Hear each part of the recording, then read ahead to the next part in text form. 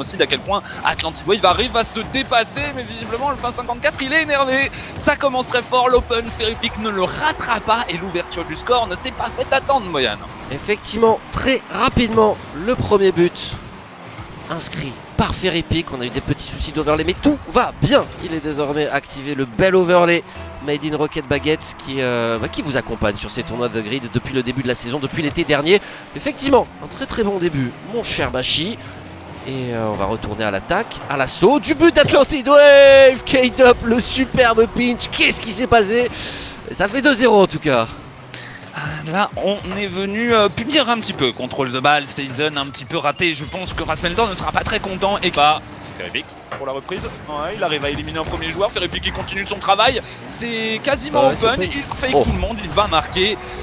C'est un petit peu facile pour Ferrypick, j'ai l'impression, Boyan. Là, il y avait même embouteillage pour aller marquer ce but. On voit K-Dop et Ferrypick qui sont tous les deux portière contre portière. Ferrypick avait la position avant de Ferrypick et K-Dop, mais il y aura Alpha 54 derrière pour essayer de récupérer le ballon mis sur le côté. Les Atlantic Wave qui pousse. Belle passe axiale encore une fois. Et cette fois-ci, on va trouver la frappe. Seizen qui vient réduire le score. Allez, c'est bien, ça va leur donner un petit peu du courage, essayer de se battre comme il faut là du côté des Atlantic Wave. Jolie passe de la part de Prime et le tir est très bon de la part de Seizen. J'ai vu qu'on se posait la question. Et voilà, on essayait de maîtriser, que ça aille assez vite, de ne pas se faire surprendre par des contre-attaques un petit peu trop rapides. C'est maîtrisé de la part de Vita, on laisse beaucoup d'espace en même temps à Atlantic Wave, donc eux ils arrivent à montrer des choses offensivement. Et bah oui, c'était pas un si bon bump que ça. Ferrypick le contre, attention, il y a une opportunité avec la frappe et Prime qui ne va pas se poser de questions, le missile sous la barre transversale. Ouais, on n'a toujours pas repris l'agression un petit peu du côté de Vita, on joue toujours tranquille, mais du coup ils en profitent les Atlantic Wave. Belle passe de la part de Seizen, le tir est très propre. Et pour dégager.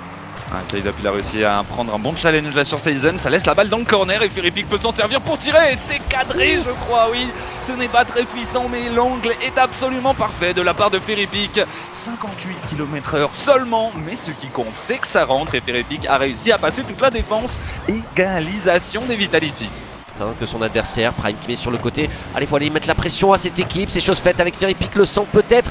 Il vient retoucher. K-Dop qui réussit à rabattre la trajectoire de ce ballon pour mettre le deuxième but pour Vitality.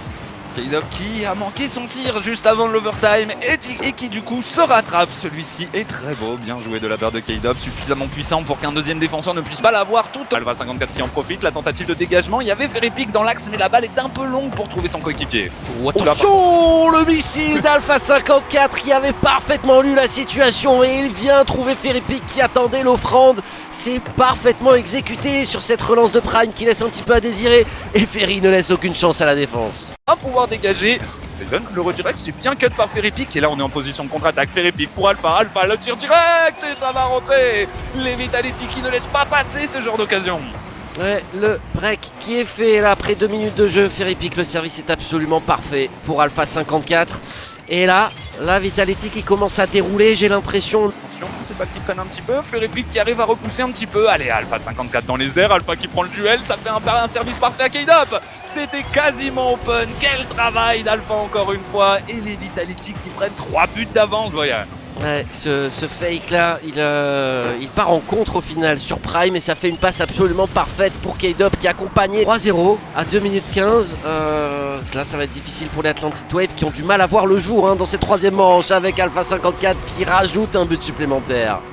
Ils se sont énervés, Alpha surtout qui fait une game incroyable, il est très bon et il continue de mettre la misère un petit peu à cette équipe d'Atlantic Wave. Va à la recherche d'un but pour l'honneur très certainement, mais attention, c'est Alpha qui part, il va chercher le reset sur le toit, c'est absolument magnifique mais ça termine sur la barre transversale, ça fait quand même une passe pour Ferry, mais quelle action une nouvelle fois.